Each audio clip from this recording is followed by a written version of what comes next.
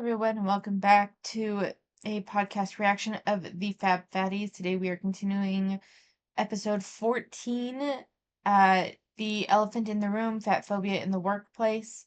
This is about an hour long. We made it through about 16 minutes the first time. I genuinely don't know if we're going to finish this one, but we're going to do a full part on this one, and then I'll decide at the end whether this is worth continuing to go through. But it had enough merit last time, so let's go ahead and just jump right into it. That feeling. Yeah. Because it was very much like because again, these are beautiful women. They're absolutely beautiful women. And so again, it breaks my heart thinking back, especially one of them. Like she's a beautiful woman. She's a beautiful mother. She's a beautiful wife. She's a beautiful person. Like she is an incredible person all around. And one of her first thoughts every single day, and I say every single day, there was so many times. And so I know I'm exaggerating, but like, this is what I think about when I think of her. And I don't want to because she is an incredible person. But all I can think about is how many times I remember her saying, I'm so fat today. I'm so disgusting. And this girl is like over 6 feet, legs for days. Like she is stunning. She's absolutely stunning. And I'm not trying to like objectify her, but like, I never saw it. I never saw what she saw, right? But like every day I'm like, if she thinks she's disgusting and she's saying that about herself, what does she think about me? Yeah. Right? And that was in a time where like I still... And see, that's one of my biggest issues with the fat acceptance. You are taking someone else's body perception struggles, potentially, not always, but potentially, like self-value sort of struggles, and you're making it about you. This has nothing to do with you. And what she thinks, and honestly, like I would genuinely pose a question to these people. Do you ever call yourself stupid? Do you ever call yourself um immature or irresponsible or I don't know, anything. Literally anything. Like you hate your hair that day and it's because it's frizzy and puffy.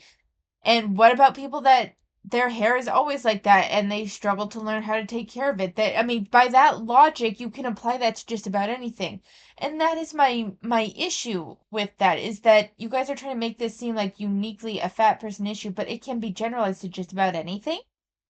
And it was never about you in the first place. I don't know about you guys, but I can definitely judge myself far more harshly than I judge another person.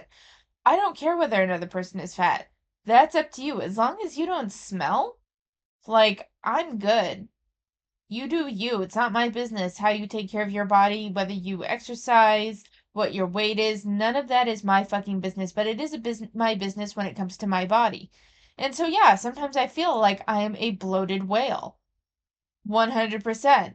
That is in no way a reflection on you. And the fact that they turn all of these comments and all of these struggles that these people have or are having on a particular day and they make it about them and they don't see that they're making it about them.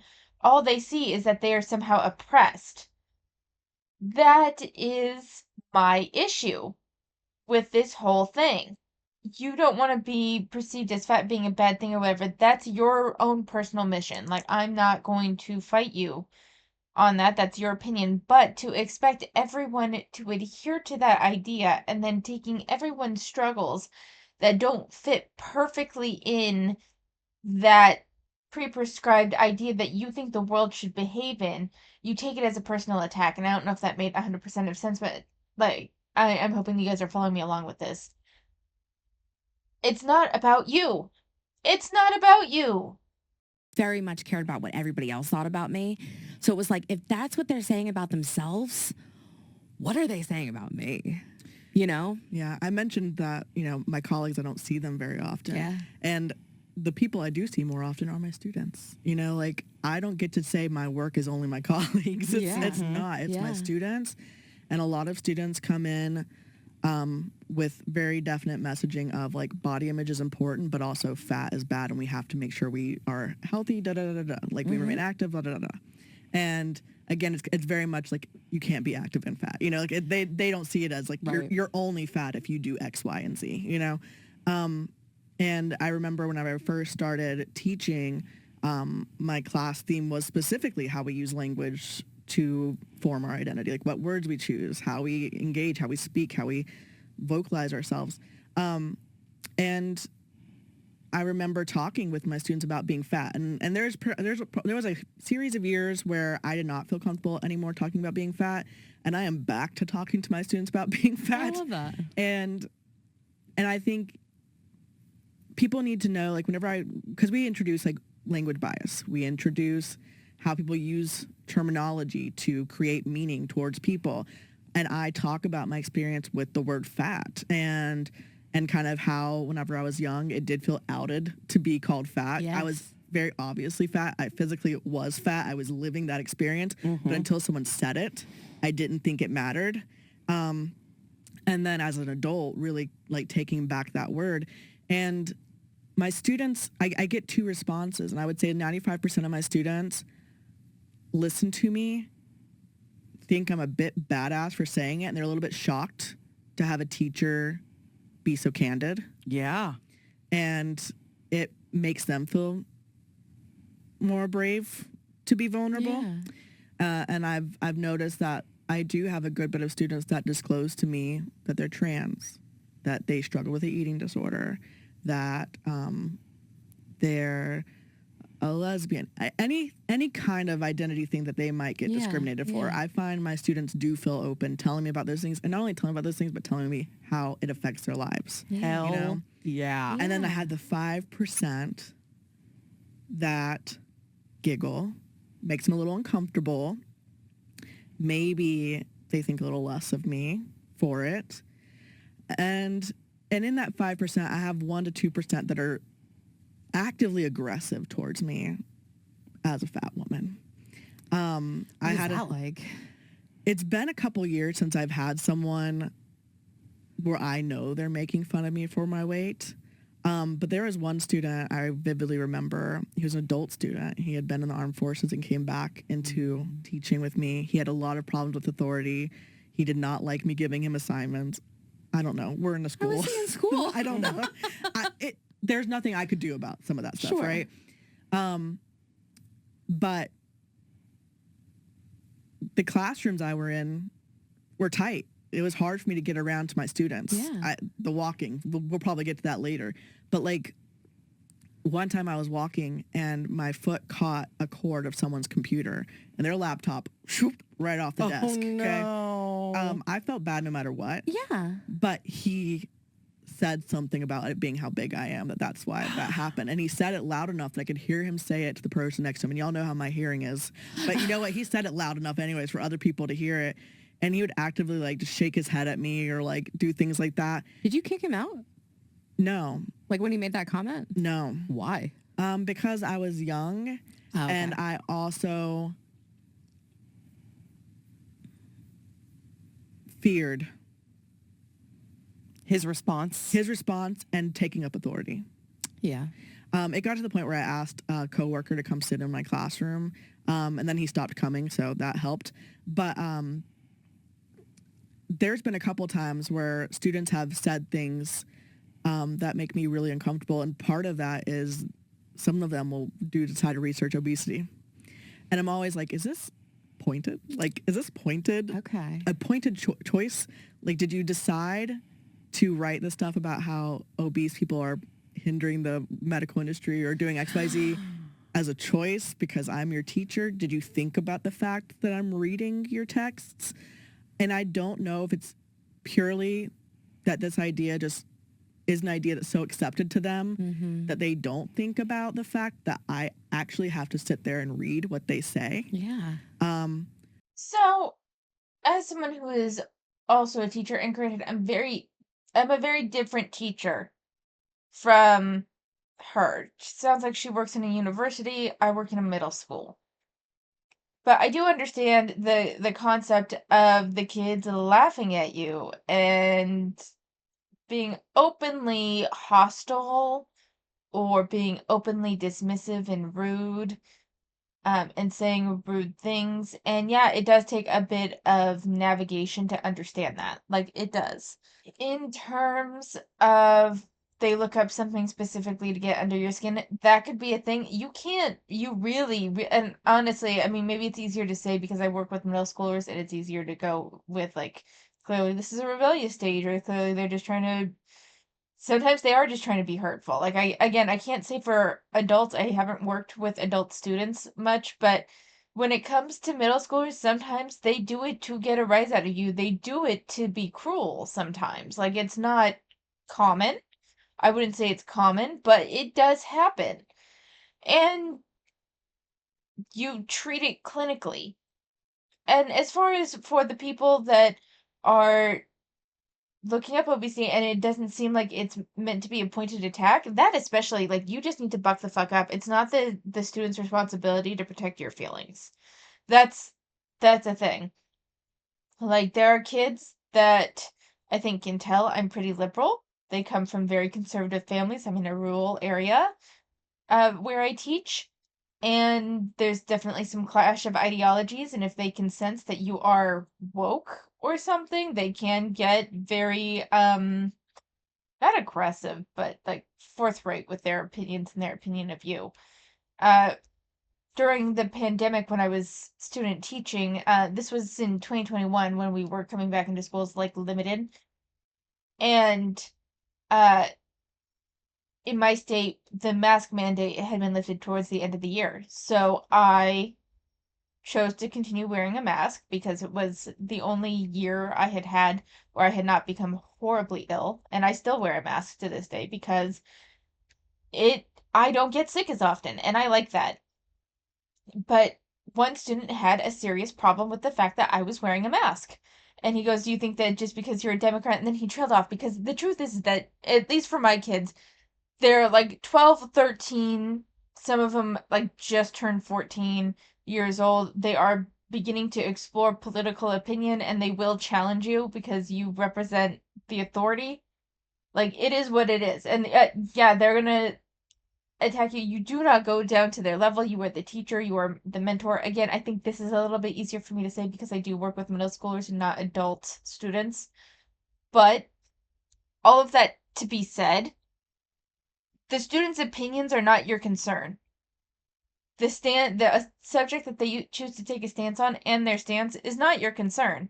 It has nothing to do with you, even if it may be pointed at you. It has nothing to do with you. Your job is to evaluate their argument. Do they provide adequate sourcing? Do they source from reputable websites? Do they, or reputable sources? Like, is their argument coherent? Do they address um like a common criticism and give a rebuttal? How is their grammar? How is their citation method? Like, all of that shit is what you are evaluating them on, not their opinion, not their stance. It's it's just one of those things where I'm like, be a teacher. It's not their job to protect your feelings. I really struggle with the any graphic explanations of child abuse or animal abuse. Yet, if someone wanted to take that stance as to why it's bad or even, God forbid, promotion of it, like, I would read it, grade them. Not my place to judge their topic. It's not my place. My judgment has to be on how well they support their argument, how well they present their argument, and how well they argue their claim. So, did they think about me before they chose the topic of obesity? Who the fuck cares? Not your, not your problem. Evaluate their argument. Or like I have a student this semester who did, and for him it was an internal thing. You know, he said, okay, as a high schooler, I was 300 pounds. I did XYZ. He really is working on his own self-image and body image. But I get affected by the stuff they write. Some of them write really awful things about fat people. And I have to maintain the teacher distance to it. Yeah. Hey friends, do you want to contribute your stories, questions, or topic ideas to the pod? You can now submit written, audio, or video content to us for consideration in a future episode. You can find the link in our show notes as well as in the bio of our Instagram page. Hope to hear from you soon. I mean, I don't work with adults, but I work with kids. Yeah. And I'm often struggling to navigate the body stuff, right? The little preschoolers, there are some preschoolers who will come up to me and be like, "You're fat." They just My niece. They're just saying they don't like, I don't think they even understand, and I'm like, yeah, I am. All bodies come in different shapes and sizes. Yeah. But before I did the work, I would go cry in a little corner. You know, I navigate kids calling each other fat, like being mean to each other. Okay. Yeah. And I navigate the self body talk in theater, right? Kids being You, as a teacher, as anyone in an educational sphere, especially with children, and like specifically with children, you are navigating a lot of weird shit. I broke up a fight between two teenagers punching each other. I caught another group where one kid apparently likes to try to choke out his other classmates, and I had to deal with that shit. Like, it does make you go, what the fuck, a little bit, but yeah, you gotta like buck the fuck up. There's racism from some kids towards other kids, there's homophobia from some kids towards other kids, there's transphobia from some kids towards other kids. And yeah, you have to navigate that shit. You have to navigate that. You have to navigate um kids making fun of other kids for the way they speak or the way they look or whatever. That hasn't been like a humongous issue in any of the schools that I've worked with, but to say that it never came up would be an outright lie. So yeah, it's that welcome to working with kids. You kind of have to deal with like very little is off the table here in terms of what you might have to deal with. And the idea of I don't know, I just maybe I'm overly judging. I can't tell if that was like a poor me situation or she was just explaining how she handled things before. But that, I would have to go cry in a corner from fucking preschoolers calling you fat. Like, I don't know. It's one of those things where it's like, well, maybe then you're in the wrong job line. I never really understood teachers that would get personally offended by, especially really young students saying shit. You know? It's like, this is, like, you just can't get, you can't get offended. Like you have to lay down the law and be the authority, but like you can't get offended. Like there was this one kid. He was a Spanish speaker, and I think he was tired of being told to be quiet. Like he had recently gained enough language where he could kind of talk with his peers some. So he was talking a lot during class. And this was when I was a para, and the teacher I was working under was talking, and this kid kept talking, and his native language was Spanish, so she would look at him and say no hablando, and that pissed him off for some reason, and he flipped her off. He flipped her off, right? And someone, but her back was turned, and another para saw it. She was there to help with one of the sped kids, not the Spanish speaking kid, but she saw it, and she goes, and like draws his attention and is looking at him, and he goes, "It was an accident." And so everyone, like, where from you can't flip a teacher off, you can't, no, that's not acceptable school behavior, but and then like fucking away once the class was taken away, and yeah, we have that we laughed our fucking asses off. It was an accident. I accidentally flipped the teacher off. He was in first grade. Like kids are gonna be rude. Like they are, and sometimes they mean it and sometimes they don't, and no matter which way it is, you can't take it personally. And if you are taking it personally, because I understand that we're human and I understand that that's hard to navigate, you need to take a break from yourself, and if it's affecting you continually, then maybe you need to look for a different line of work. Like, I'm fat, I'm gross, like I'm this. And I'm like, okay, so where do you start with that with kids? Yeah. Do we start with why is fat a bad word? Why do you view your body in a negative way? You know, it's easy when another kid saying to another kid, hey, we don't comment on anyone's bodies, period. Yeah. Done. Not acceptable if you, in any situation, I don't care if you're angry or anything, we don't comment on other people's bodies. Done. It's way harder when the kid's coming to you being like, you know, I hate my body. So trying to navigate those conversations. And on the flip of that, right, is I run the theater and dance program. Yeah. And I'm a fat woman. Right? There's something very, I don't want to say it's projected from anyone other than myself, but like when I'm teaching a dance class, I'm up, I'm sweating, I'm out of breath, I'm doing the things. I'm like giving my all.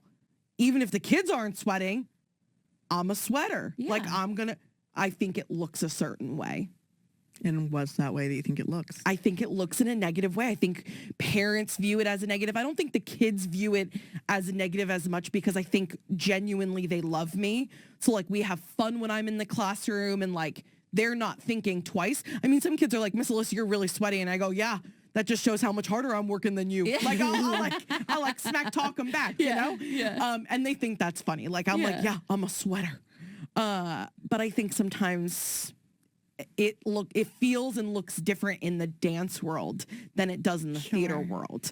It's so interesting because like my first thought when you're talking about like the kids saying to other kids, my sister told me the other day that my 5-year-old nephew, some kid at his school called him fat, and he's telling his mom about it, and she's like having to process that with him, and kind of like it's already starting. He's in kindergarten. Yeah. It is already starting. And so my first thought when you shared that was like, thank God these kids have you. In that program. 100%. Yeah. Thank God they see a fat dance teacher. I was thinking I'm not even the religious. same thing. Thank God. Okay. I was but like thinking the same seriously, thing. but then I totally feel what you say about just feeling the gaze of others. Yeah. And how they might interpret that view so differently. Like if you have the value of body diversity, if you grew up not seeing yourself in places, you're a radical bitch dancing in that class, and it's transgressive and it's beautiful. But if you have this other view and you have to deal with it because you have parents or whoever, and this idea again of like the marketable why stuff. Yep. And that really tarnishes the beauty of it. I can totally feel that. Sorry, Ellie. No, it's okay. I was thinking the same thing there of like, I can't imagine, like, would I be sitting here today if I had a fat dance teacher when I was a kid, you know, or something like that. Like, I just told you the other day that I read a book. Again, I was reading another romance book. I don't know what's wrong with me lately. But the lead character, the main girl, she was fat. And like the storyline was that she was a fat, X-rated content creator, and she was, and I absolutely love that. I don't know why I said X-rated like I'm 5. Like she was a sex worker, and like, but she was fat, and she was heavily desired, and like, I texted you, and I was like, Alyssa, I think I'm getting emotional over a romance book right now, but like, it's a representation. Yeah, that representation. So like, I can't imagine where I would be today if I had some of that representation when I was younger. So absolutely, like you said, yeah. There might be that mom or that dad that's standing outside of the class going, why does my kid have a fat dance teacher? But I guarantee you there's a kid in that class that's going to remember that all bodies can do all things because I had a fat dance teacher when I was a kid. Yeah. And she danced harder than I did.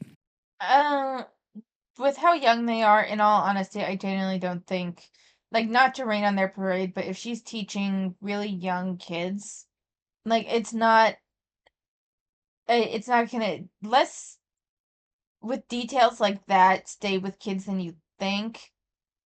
They're more going to remember if the teacher treated them nicely, and then they might remember like certain aspects of it, but what the teacher is almost always secondary to how they treated the child.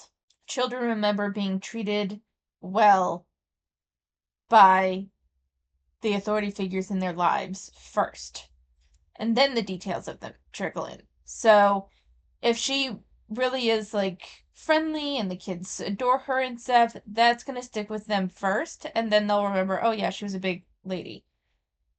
Yeah, so I don't know, like, I think that they're putting a little too much emphasis on the impact of their fatness and not the impact of themselves as a person. And it's actually kind of sad because it's like the first impact, people are like essentially at their core, and from children to adults, are very much self-centered. And I don't necessarily mean that in a bad way. It's just like this, we perceive the world a lot based on how it affects us personally. And that includes people. And so, who someone else is in their space, unless they have nothing going else on in their lives, that person's going to matter less than how they treated them. I remember my professors from college, but I don't remember all of them because not all of them had an impact on me. And the ones that I remember the most was an English teacher that had her head up her own ass and who I hated, and a math teacher who was extraordinarily kind, right? And then another English teacher that was also pretty full of himself, but I think he genuinely, unlike the woman that was really seemed to just be wanting to toot her own horn, he also tooted his own horn a lot and gave a lot of stories that were irrelevant to the material he was teaching. But I think he genuinely wanted to make an impact on his students, like a positive impact on his students. He was a little too pompous for my taste, but he wasn't a irritating guy the way the woman was an irritating woman. It's one of those things where it's like it depends on, and I think part of the reason why I feel this way is because the male teacher would always try to encourage his students to try something a little bit outside of their comfort zone and would be at worst neutral towards them after they tried. The math teacher always tried to be encouraging, even when someone was asking a question that seemed really fucking stupid or that she just went over, that the rest of the class would groan at. She would approach with kindness and explanation and explain the whole thing again. The other English teacher, the female English teacher, when asking for clarification of something that was just said, would be very condescending. Now, when thinking back, the math teacher was thin, the male English teacher was a bigger guy, and the female English teacher was a slightly overweight woman. What they were was secondary to how they treated their students. Oh, I hear you. I know I swear those little like negative, like I remember that one student, I can picture him. Yeah. But the students who've been kind to me, you know, they start waving in together, and it's because it's so hurtful when you do encounter someone that, you know, dismisses you or devalues you purely because of your size, and it hurts, so it stays in there. And unfortunately, sometimes those negatives can stand out more than all. Like, you know, you got like what, 20 kids laughing their butts off dancing with you, but that one parent that you feel like is staring at you, that it takes your attention away. And it's sad. It's annoying that that's what happens. Yeah. You know, today I really wanted to make a point when I was sharing like personal stories and fat phobia in the workplace. I work with amazing people. I really do. And I hope if there's one thing that people take away from today's episode, I really want them to know, and for me to share, that advocating makes all of the difference. Like, some people just don't have to think about it because it's not their life. Yeah. You know, I came back from treatment and came back to work, and we had redone the office when I was gone, and I needed a new office chair. And they could have gotten me one of the generic ones, but I spent a little extra time, did research on office chairs that were built for larger bodies for comfort, found it in like the similar-ish price range, and requested it. It was a yes with no hesitation. Yeah. I have to sit in that chair for 8 hours a day sometimes, you know? Like, can I be comfortable at work? Yeah. You know? When we were sitting in for summer camps, The first summer camp session is funnily enough, like in September, right after summer camp's finished, we start talking about it for the next year. And we were like spitballing ideas. And the woman who was in charge of youth fitness was like, hey, I want to do a nutrition camp where kids can come and learn how to read food labels and like count calories and all this stuff. And the woman who was in charge said, yeah, we're going to have to talk about that because statistics show that that's not healthy for our kids and that can lead to eating disorders and disordered eating. So we would really need to sit down and talk in detail, like, are we normalizing all foods? Like maybe we're not looking at the nutrition label, but we're talking about what makes a well-rounded meal with fats and starches and fruits and No, I'm sorry, kids should know how to read a nutrition label. No, I'm sorry, no. Like, if you want to talk about the counting calories thing and how many calories someone should have in a day, depending on the age of the kids, I could see how that would be problematic. That's the one I'm going to give you. Learning how to read a nutrition label, learning how to identify what is a reasonable amount of sugar to have in a snack, what's a reasonable amount of sodium to have in a snack, how to determine how much protein or fat or carbs are in a snack. You can teach that. I understand teaching most of that neutrally. I think that sodium and sugar are things that it doesn't hurt for kids even at younger ages to be aware of. Like they should be aware of how much sugar is in things, especially because at that age they want sugar. They'll eat sugar and sugar and sugar until they're sick. And so being able to understand why sometimes eating too much sugar makes you sick would be a good thing for them. I think that they need to learn how to, yes, teach them about what a well-rounded meal looks like. I don't think that that's a problem, but I also don't think it's a problem to teach them how to read a nutrition label, how to read an ingredients label. The first ingredient listed is the most of what's in the product. I don't think that that's a bad thing to teach kids, even at younger ages. It's general nutrition things. Like, no, I'm sorry. I don't think that teaching kids how to read a nutrition label is inherently problematic. And I've worked with plenty of kids. I don't think that that is an issue. Talking about target calories and stuff, that might be a bit of an issue. But I think that teaching them about sugar, especially, and how much sugar they should be intaking and how much sugar is in things, I think would be a good thing to teach them. vegetables and, all of our food groups included. But she was like, it can't just be fitness, counting calories, reading labels. Like that's not gonna fly. And that moment, I wasn't even involved. I was just sitting in the room. I was beaming. I was like, I feel seen in this space. Yeah, because it's so important. Like it really is to have that moment where like you don't have to speak up for yourself because somebody else spoke up for you. Yes. And like, because like again, like I had the complete opposite. Like of moments where like the team is ordering like new t-shirts or new jackets. And like there was a big deal. Like once you were official on the team, you got a jacket. You got a jacket with the team logo and everything. And it was like, okay, we're ordering new jackets. We're ordering new t-shirts. This company goes up. And this was, I mean, I was at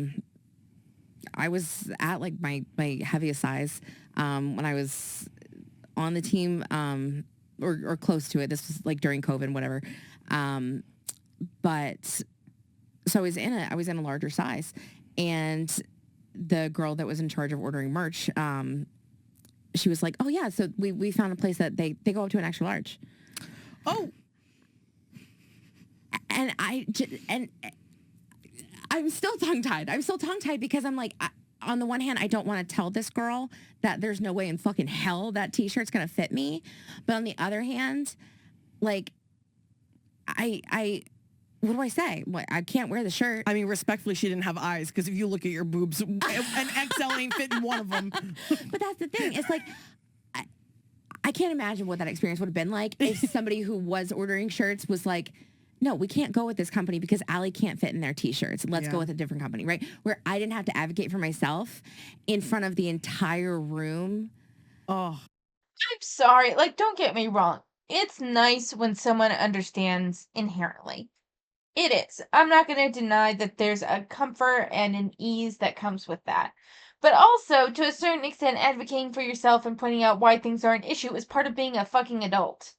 And maybe I feel partially this way because I work as an ESL teacher and I am regularly having to fight with um well, not regularly, not anymore, but definitely towards the beginning of the year, having to fight teachers to let my kids have their phones in class so they can use Google Translate because they need it. And the Google Translate on the laptops isn't sufficient because the teachers rarely translate their worksheets, so it's much easier for the kids to be able to take a picture with Google Translate and have it translate that way than trying to line it up with the laptop camera and go through it that way because the fucking Chromebooks suck ass.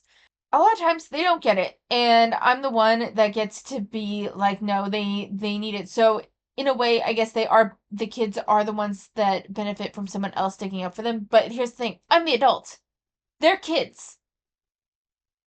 And so me fighting for them to be able to have what they need is part of my job.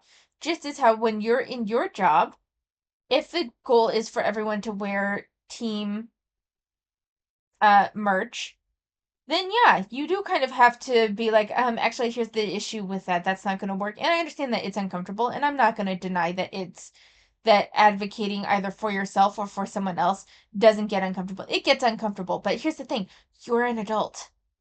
You are an adult. Buck the fuck up and speak up. Or, I don't know, how about you offer to find a company that's gonna work for you? Like, it's one of those things, I don't know, I guess there have been so many times when, like, you try to ask else to do something for you, and, like, it doesn't work out well, it doesn't work out how you envision. So, you have two primary choices in life. Either deal with it being imperfect and it being handled by someone else, or get exactly what you want and you do all the work. It's kind of like that. I'm not saying that it can't be frustrating. It can 100% be frustrating.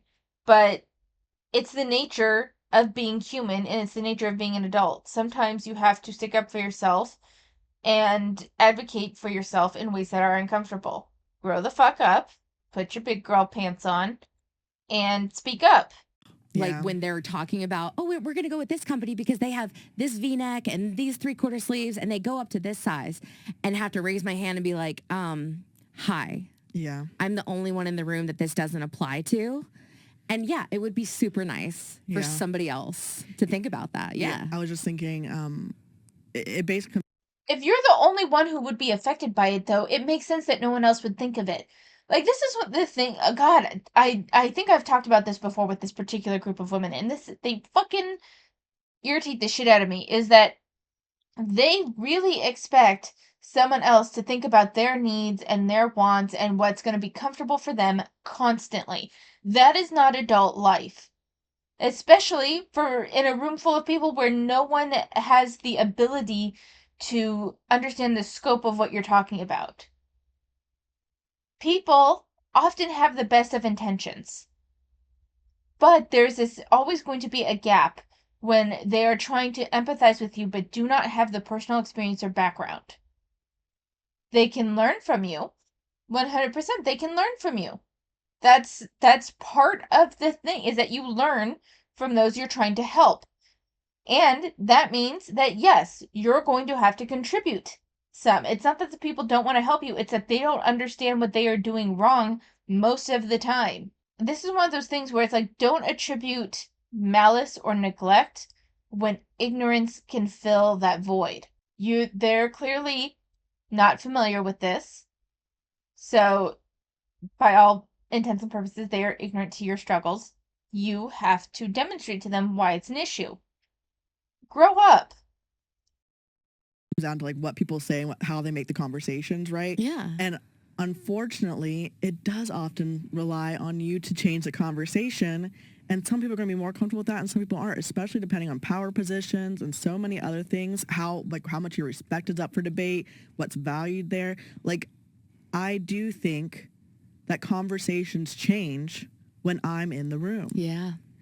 And because they know they can't say certain things, you know? And I do think when we talk about like diversity in my workplace, they know I'm going to bring up body diversity. You know, my colleagues will talk about disability, but they often don't get to bodily. You know, they tend to think neurodivergence, you know, they think about learning. And I'm like, yeah, and some of your students can't fit in the desks in your room. Yeah. And do you think that affects their learning? Yeah. It does, you know? So there is a section on campus that they can go to for accommodations. Fucking fat feminists acknowledge this. They get a chair and a table in the back of the class, and they act like that's such an affront. That is an accommodation. The goal is that they can provide something that will allow them to participate in class. It may not be in the most optimal way that the person would prefer, but it is the accommodation that can be met with them. I swear to fucking God. And so I'm that voice. And I hope that me speaking up enough will then make other people have that little voice in their head. Yep. But darn it, yeah, the job's on me. You know, we're back to that Lizzo quote. If someone's gonna do it, it's gonna have to be me. Yeah. You know? And, And it's a burden to bear. Yes, It'd be lovely to have an ally in it. 100%. 100%. I would love to go into some of the statistics that you brought for us today. I just pulled it up. I was going to say 72% of U.S. employees who have experienced unfair treatment at work due to their weight say it has made them feel like quitting their jobs. And 11% of HR professionals say that an applicant's weight has played a role in decisions their organization has made during the application process. Wow. Just a 10% increase in body mass can result in a 6% reduction in salary for women. I hate that. Did they cite where their statistics came from? Did I miss that? Because this is interesting and I would actually like to look into it. But I wonder if it's listed in there. So I'm looking at, I'm going to put something else over this. I'm looking at their description and it does not provide any sort of link to these statistics. I struggle with taking what they say at face value because they do, whether intentionally or not, tend to manipulate their sources or manipulate the information that they give out. So we're gonna couch this for now, but if they list an actual source, we'll take a look into it. And you found that research in NPR's research? That was from, so actually I was doing my deep dive, and boy, we're going to get into my deep dive because I spiraled. Okay? My notes spiral. Allie was reading through them and was like, "Are you good?" And I was like, "No." Are you okay? So there's this website called shrm.org. shrm.org. I'm gonna look. SHRM stands for Society of Human Resource Management. It was started in November of 1948. All right, so there is a whole article from this place on confronting weight bias and discrimination in the workplace, and it's just from 2024. It's longer than I would like for given how far along we are in this current video.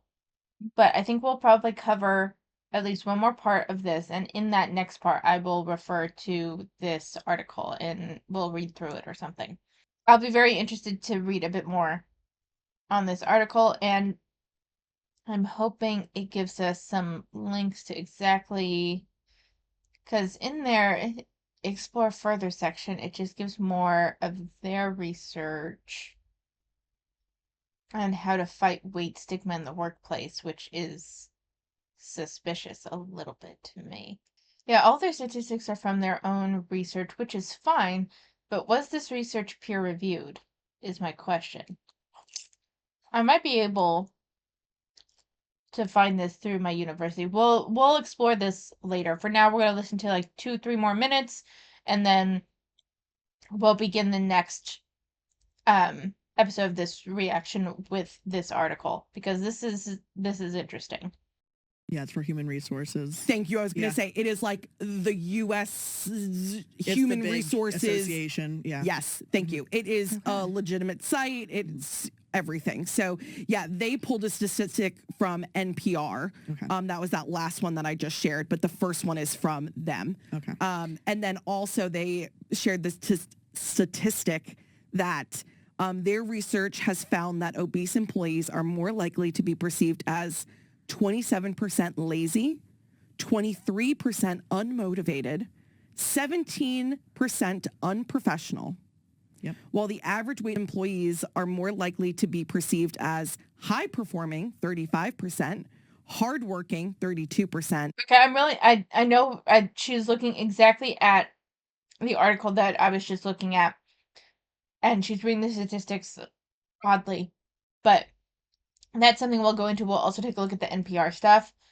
My issue with this is I want to know if this was peer reviewed, and was this self-report? Like, how did they gather this data? That's some stuff that I want to know. Actually, I don't want to get too any further into this right now because I don't have enough time to do a deep dive into this, but I'm very curious. So we will explore this next time. So for anyone that was in my community tab, you will see that I'm really thinking of starting to wind down this channel after the summer. It's just not I'm not as invested in my series as I was before. But that being said, I don't necessarily want to give it up entirely. So, but I am also going into my first full-time teaching position next year. Did I mention that? Did I tell you guys that? I was secured to be part-time ELA teacher, part-time ESL teacher at the school that I'm working at this year. So that's very exciting. It also means significantly earlier hours because I have to be there at 7. Longer hours, of course, because it's full time. I have 3 preps, which is a little bit more than the average teacher. Average teacher has about 2 preps. And it's just it's not impossible, but it's gonna take some adjustment for it. And I have other projects that are really pulling my attention now. I am doing this exploration through hats where I write a little history of each form of hat. I've done bandana and dunce cap so far.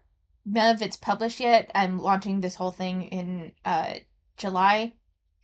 I want to explore the philosophy behind BioShock and do that. And I actually, while I was looking up curricula, like, because part of what I'm doing is 8th grade ELA, and there's no curriculum for that, and I want to do a contrast with a book and like Portal 2 because I thought that Portal 2 was fairly rich. I ended up having to discard the idea of Portal 2 because of some things that, while not terrible, it just piles up to be too much for me to justify in a classroom.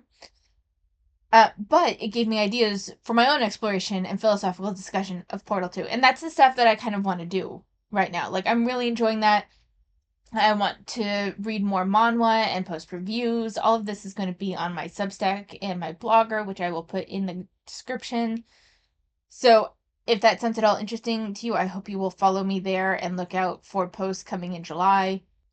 With all those things that I want to focus on, something has to give. And of the things that I'm working on, this is the one that I'm inspired by least right now. That's not to say that's going to be discarded completely, because I still like talking, especially about the Fab Fatties. Like, I really like talking about the Fab Fatties. These people are rich for discussion for me. I know a lot of you guys find them boring. I find them fascinating. So there's that. I also want to explore overconsumers and debt vacationers. So that's something that's going to be explored this summer. So it's not a complete write-off of this channel. I'm not disappearing completely, but I am not going to be around as much. Instead of a weekly video, it might be every 2 weeks or it might be once a month. So just so you're aware. For the time being, though, you still have me. I'll still be posting once a week. And I want you all to know that I really appreciate everyone that's watched this, been part of the ride of this channel. and I really appreciate you. So again, this isn't a complete, I'm discarding everything, but I am going to be winding down and dialing back. So I just want to put that out there. And that's going to be my big spiel at the end of the video for this week. Thank you so much for watching. Take care of yourselves, and I will see you next time.